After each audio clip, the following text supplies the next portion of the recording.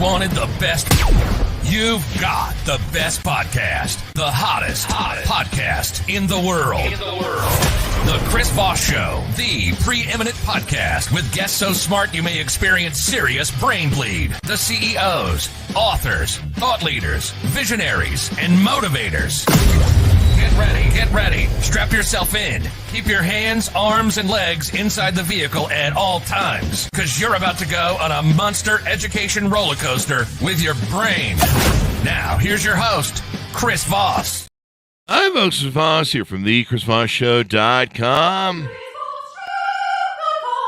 There you go, ladies and gentlemen. Welcome to the big show. We certainly appreciate you guys being here. As always, the Chris Voss Show is the family that loves you but doesn't judge you. At least it's not as harshly as your mother-in-law, because, I don't know, she wanted your wife to marry Bill, and Bill turned out to be that successful stockbroker, and she'll never let you live it down. But you know what? Get on her good side. Refer her and your family and friends to goodreads.com/Chris Voss, linkedin.com/Chris Voss, Chris Voss One, the TikTok, and all those crazy places on the internet. We had an amazing young man and author on the show with us today. He's the author of the newest book that comes out called Plan Assist, Make Better Financial Decisions. I like that title because some of us really need to do that. Timothy Clifford is joining us on the show. He'll be talking to us about his insightful book.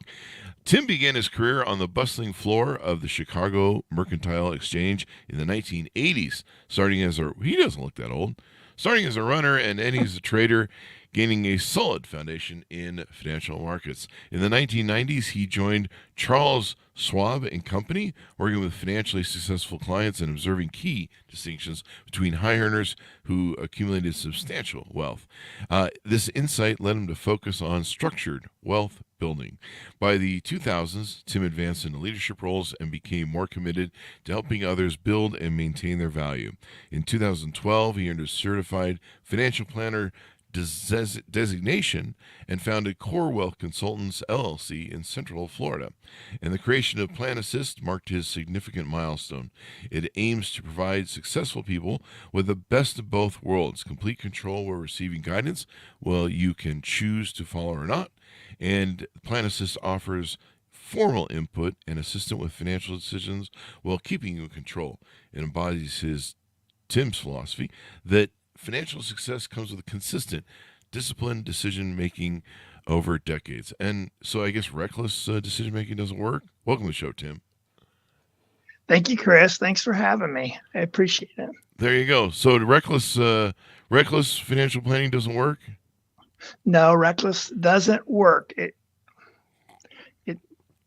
Most people, though, on a serious note, though, most people make good financial decisions, interesting enough, for the most part. It's just, can you make better decisions? And that's really what I really try to help people with is a lot of people are pretty good at managing their own investments and managing their finances, but there's a lot of pieces that they could just do better, and that's really what I wrote the book about. There you go. Well, except for my Uncle Bob. He lives down by the river. That's why his mother-in-law doesn't like him. See that where the joke lies? There it is. There's exceptions, though. Yeah, definitely for him, there's exceptions. He's the weird one at the Thanksgiving dinners. So I don't have an Uncle Bob. Hey, Tim, give us your .coms. Where can people find you on the interwebs? Planassist.com. And then on LinkedIn, it's Timothy Clifford, CFP, or Timothy Clifford. You can find me. There you go. So give us a 30,000 overview. What's inside your book, Plan Assist, Make Better Financial Decisions? So over the last 10 years, I've met with hundreds of clients, and one of the things that it's become obvious is people need a little bit of help to make better financial decisions. And like I commented on earlier, most people make good financial decisions, but can we make better financial decisions? And one of the things I kind of had an aha moment or a ha-ha decade at Schwab is I noticed that people that made a lot of money made different financial decisions than people who had a lot of money. And so over the last 10 years, that's really been my main kind of focus is how do I help people make decisions that someone with a lot of money would typically make? And sometimes it's minor differences, but those minor differences make a huge difference over a decade or two. Yeah. Well, it was my dad when I was growing up, my dad used to love this question. He would say, it was something about how would you like $1 million now or a penny a day with compound interest at whatever percent for 10 years? I think that was the example or something like that. And, you'd always be like, yeah, I'll take the $1 million. And whatever the other example was of the penny a day, the exponentiating factor of compounding was like, a whole lot more money, whatever it was. Exactly. Yeah, I don't remember the exact analogy. But it's it's 10. It can be. I think it's 10 plus fold difference over time. Yeah, and so then he'd laugh at you and be like, "You're stupid," and we're like, "Thanks, Dad." Appreciate that. So tell us a little bit about your. We hear a little bit of your bio, but we'd like to hear it from your words. How did you grow up? What were some of your influences, and what made you get into the stock marketing business?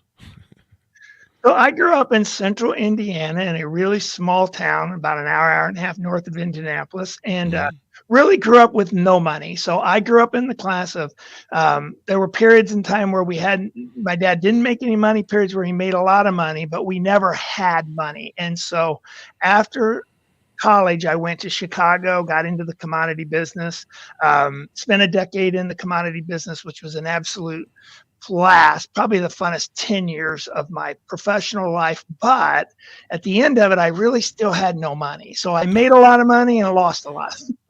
Is that cocaine and hookers, or is it just you were spending on? It was mostly just losing it in the market. Fortunately. So you should have put it on cocaine and hookers because still had no money. But I did have. That's a fair point, because I did have lots of friends that lost money that way too. But mine was mostly trading, and so I kind of came to my senses of this isn't going to work long term. No matter how much I make, I just wasn't holding on to it. So I went to work at Schwab, and as over that 10 years in Indianapolis, I started to work with a lot of people who not only made a lot of money, but they had a lot of money. And it just became obvious these people made different decisions than those who made a lot of money. And so really I kind of just built Plan Assist out of that philosophy and that kind of aha. And it's, it's been decades, so it's not something I just kind of woke up and did. It's something that I kind of put together over the course of 15, 20 years. There you go. So now you're sharing that knowledge in your new book and the stuff you do. Tell us about your, with the new book, you talk about several principles. So have a plan, be diversified, and seek counsel. It seems like those are the three core structures. Is that about right? That's right. That's exactly right. So I have to have a plan? Oh my God. This is work. Now, and don't think of a plan as something that is work. With all honesty, a plan is, you don't do anything. You don't even go on a trip to the grocery store without a plan. I'm going down this road. I'm going down that road. So a plan does not have to be some 35 or 40 page PDF with a bunch of details in it. It's nothing more than a kind of a here-there strategy of I'm here and I want to be there, and then make sure your significant other is on the same page. And that's the beginning of a plan.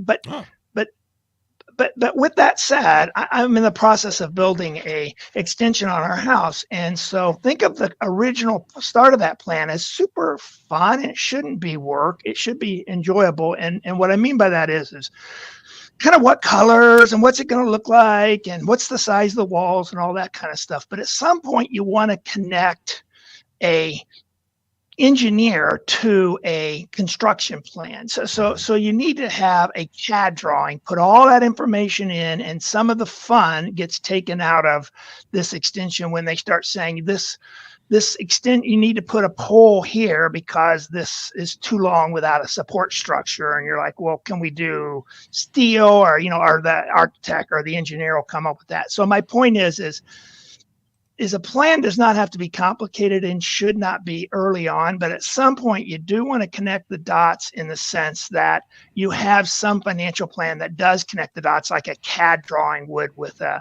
extension on your house. And so, but it still doesn't have to be, again, super complicated or really painful. It just needs to be clear. Here's what I'm doing. Here's how I am, and connecting your financial decisions. And I imagine you give some examples of that type of blueprint. Lots of them. There you go. Yeah. So people can figure it out for themselves and plan it out. But it's true. People, especially people that are successful or rich, and I resent all of them. No, I'm just kidding. The people are like that. They just have figured out little strategies. They have strategies of how things work, and they figured out angles. And usually, they paid high-powered attorneys to do that for them, or high-powered CPAs or whatever. And so those are the blueprints that you want to take and copy, because doing the same thing over and over again, getting bad results and expecting different results is, not a way to really work things out when it comes down to it. So, so the next step in your process is be diversified. What sort of diversification do you recommend? Like, should I put half my money on hookers and blow, and then another half on Bitcoin? No, that's probably not diversification. I'm going to go with that speculation. Damn it. I'm going to have to call my accountant.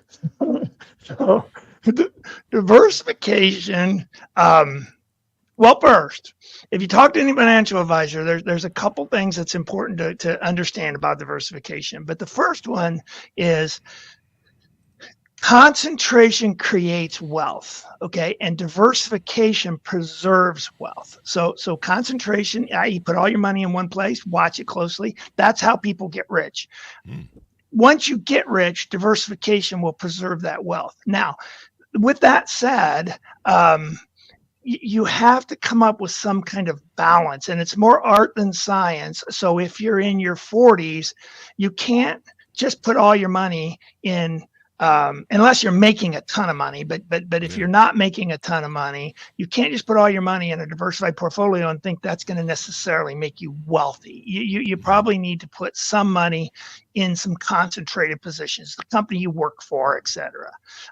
The best story I can tell on that is I had a really good friend. He was 25 years older than me, but he was a super good friend, and he had made a lot of money, had a lot of money. And he used to say, he'd say, Tim, just take all your money and put it in S&P 500. And I said, yeah, but Joe, that's not what you did. You put all your money in, and back then he had Napa Auto Parts stores, and he put all of his money in there. And then once he got rich, he went and diversified. I said, it's more a kind of, when do you do it? So diversification is diversify across assets with some concentration, which I talk about in the book using the core explore strategy. And we don't have time to get into it here, but it is kind of a combination. And then lastly, you want to be diversified across kind of three things. So you want your assets diversified. Well, everyone knows that. Okay. So have, large cap, small cap, international, et cetera. But you also want to be diversified across tax liability. So you want to have money in a tax-free, a taxable, and a tax-deferred account. So when you get into retirement, you have some control over your tax bill. And then the last thing you want to be diversified across is income streams. So you want to have multiple income streams, so you're not kind of dependent on one thing from that perspective. So I touch on those kind of three concepts. There you go. And then the final one, seek counsel. Tell us about that. It's the hardest one. The hardest one, really? Wow. Yeah. And it's the hardest one by a long shot. Okay. Because to have a plan and be diversified, that's kind of pretty objective. And if you sat down with 10 financial advisors or 100 financial advisors, it's likely that they're going to come up with a very similar strategy or plan. The only thing that would change from advisor to advisor more than likely would be kind of prioritization and order that you're going to do stuff in, which can make a huge difference. So hiring a financial advisor is a big deal, but it's still going to be somewhat subjective or objective. Okay. When you get to seeking counsel, that becomes really subjective. And where I find the biggest challenge there is people who are really successful, they're smart. I mean, they've acquired a decent amount of money in their 401ks. They're making good money. They're excelling in their careers. So seeking counsel is not something they do naturally, and it's not something they do happily, to be honest with you.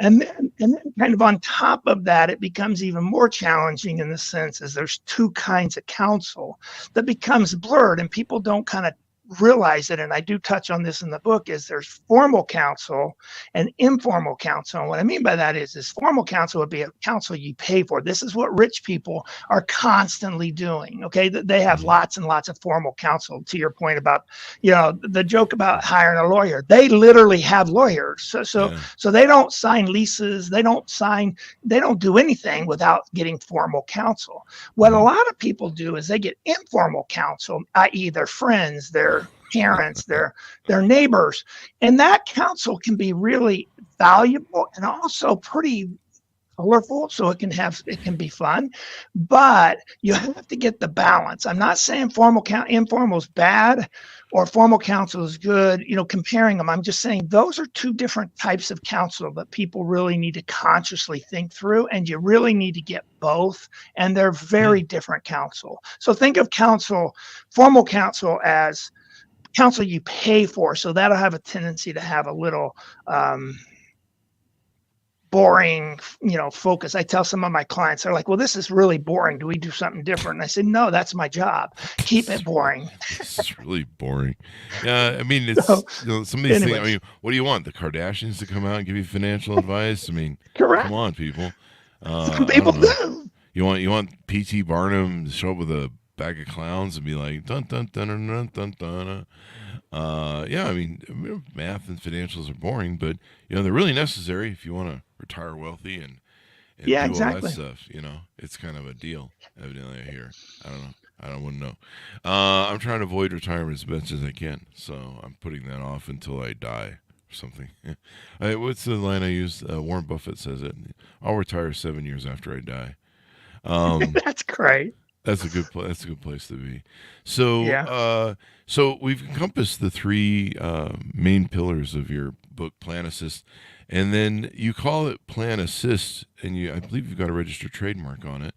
Is this something that you teach, or do something in your website that is part of your counseling or coaching that you do?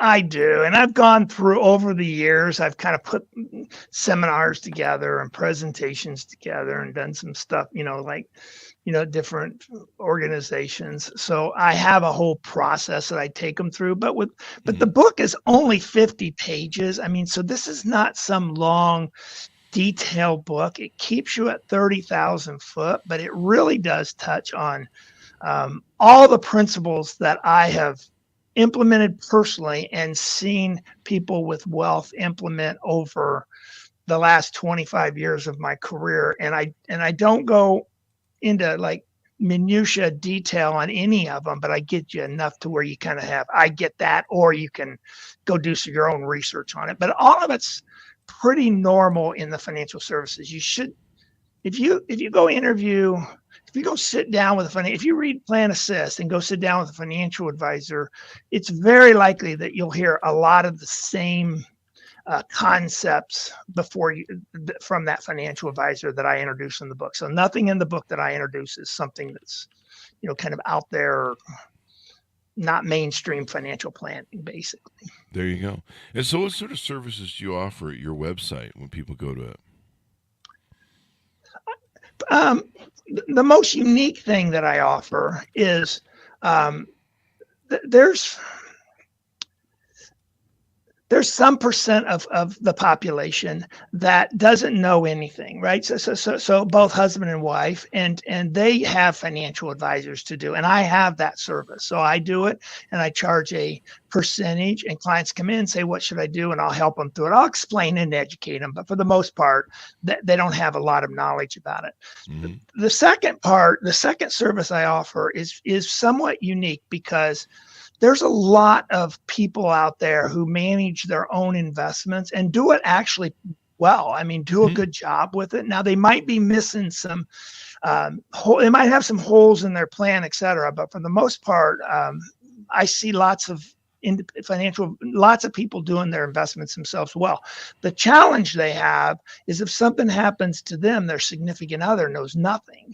And so then where do they go, right? And so like I have quite a few clients that use Plan Assist subscription service for just that point where like, okay, I'm going to interview you. We're going to have an annual meeting. I'm going to send you some reports, but I don't really need that. He or she doesn't need my advice. They already know what they're doing. But if something happens to them, their significant other at least has some place to start. They may not hire me as their financial advisor, but at least it's all one place and kind of here's what you got and here's how things go. And then the third is just for people who kind of both people know what they're doing, and then it helps them organize their investments. So that's kind of my kind of main service. There you go. Is there a minimum net worth you need to have or anything like that?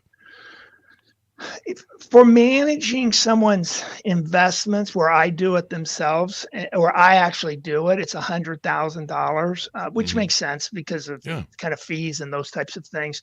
But for Plan Assist, there isn't, because that's a subscription based model where they just pay $100 a month and I'll give them my advice. I'll give them the technology. I'll show them. I'll build the plan for them. I'll give them some diversification strategies.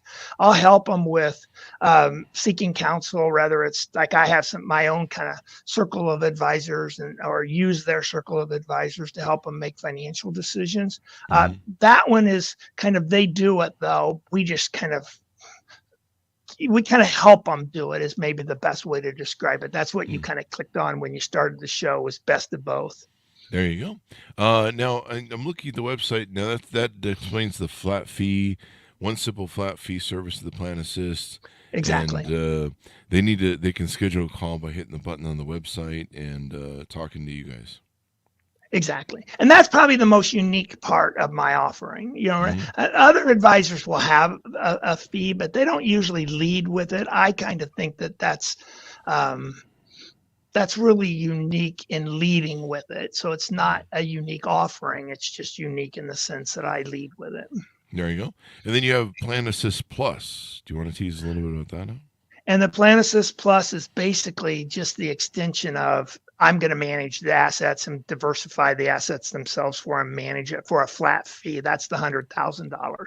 So you get everything the Plan Assist has, i.e. a plan, a diversified strategy, help them with seeking counsel. And again, people misconstrue this seeking counsel. I want to just touch on this before we kind of go, is don't think of seeking counsel as someone selling you something or someone telling you what to do. It's literally just here's my situation, give me some feedback, and then you choose whether to follow it or not. And I can tell you, of all the things that people with lots of money teach their children, that is it. Those people really know how to. Every day of my life.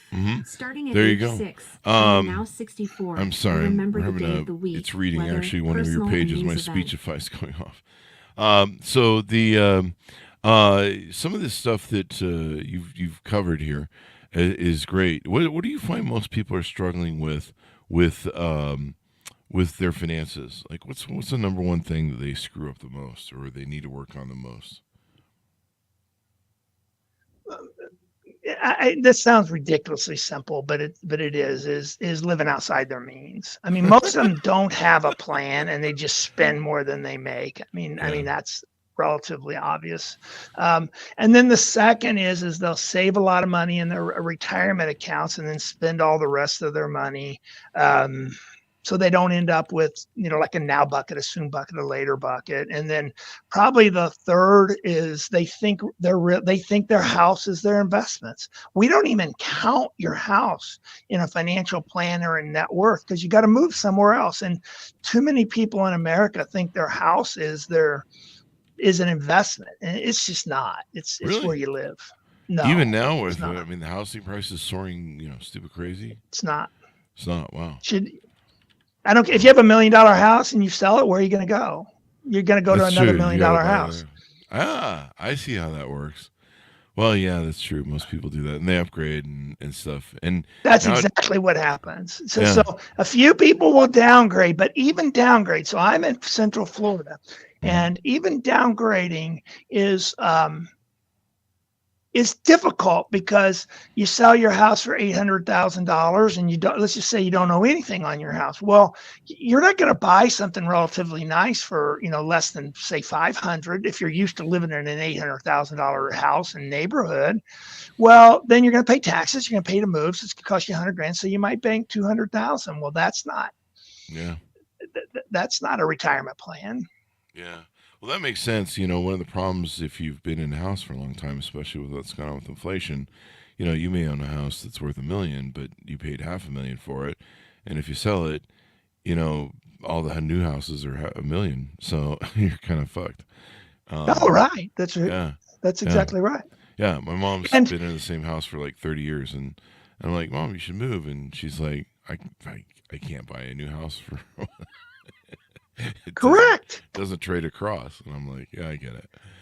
So, well, and think about it. And then people will see their house and say, well, I have $1 million, so I can afford a Lexus, when really they should be buying a Toyota. And again, I'm not pro Lexus or Toyota. I have no problem with people having Lexuses, but or anything. It's just, it needs to be, again, fit within the plan. And that's the one thing the plan does for people is, even if it's a simple here, there plan, I'm here and I want to go there, is it doesn't help. It helps with the no, right? It helps with that, no, we're not doing that, because that does blow our plan up. Wow. There you go. I was reading something the other day. I think maybe it was a TikTok video, but it basically said, a lot of people like to, they have money. They drive like bum cars that are like older and ratty and they're not ratty maybe, but they're older cars. I think even like Warren Buffett drives like an older Cadillac or something like that. So it's kind of funny, and yet I see these people, they buy these cars and the payments on them nowadays are like stupid. Crazy. One of my things is what I actually do is I keep a beater car, because I don't have a wife and kids. I don't have places to go with it. And I work from home, so I don't have any place to go. So if I have a date night, or if I want to go someplace where I'm worried about the car breaking down or something, I just rent a car for the weekend. That's smart. That's it. And it's cheaper to do. I don't have to maintain it. You throw the insurance on there. You got a nice car for the weekend. You can go on dates. You can go to Vegas, and I can do whatever I want. And it's cheaper than what people. There's people paying $2,000 a month for a freaking car payment now. It's like dumb. That's a house payment. Think about that. Yeah. I mean, I know people that they're paying, what is it, $150 for some of these trucks, $150,000 for these trucks. Yeah.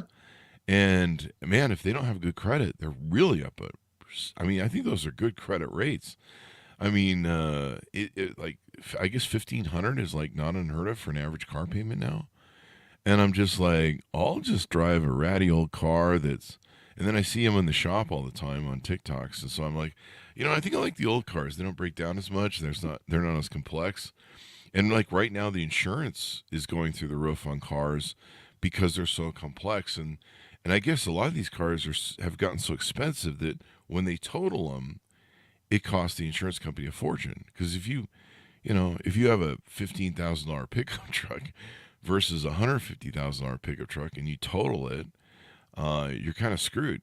And like, even like there's certain ones of these electric cars, I think it's Rialto or something, or it's I forget, it starts with an R, but they built the panels of the truck so they're one piece.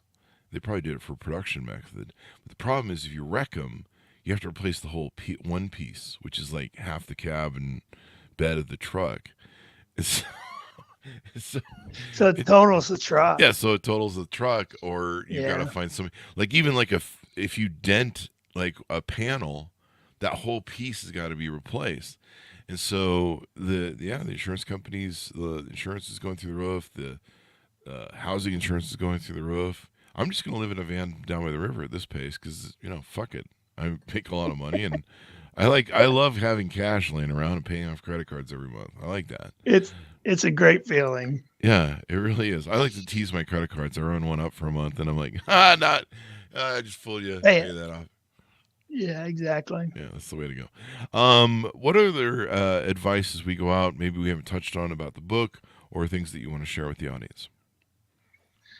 I think the other kind of embedded philosophy is maybe a better way to word it than the three principles: have a plan, be diversified, seek counsel. Is the first philosophy is financial success is not an event. It's the combination of all the decisions someone's made over decades, and that's why having a plan. That's why really thinking through your financial decisions matter, because you think one little decision doesn't matter, but maybe it doesn't individually, but the accumulation of those decisions do matter over a long period of time.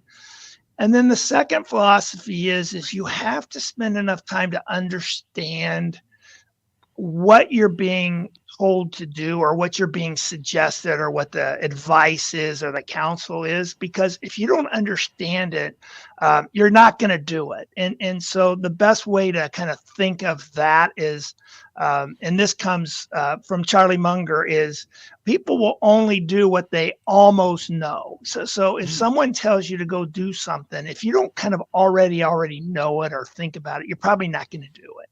And so you kind of got to almost know. And I think that's something that this book will help with is if you understand kind of those basic principles and philosophies that I kind of touch on in the book, when you sit down with your financial advisor, I think you'll find it a much more productive and enjoyable experience, to be honest with you. It won't feel like it's being, you're not going to the dentist, you're going to kind of enjoy to basically make better financial decisions over a long time to become financially independent. So. There you go. And your teeth won't hurt after. Exactly. That's right.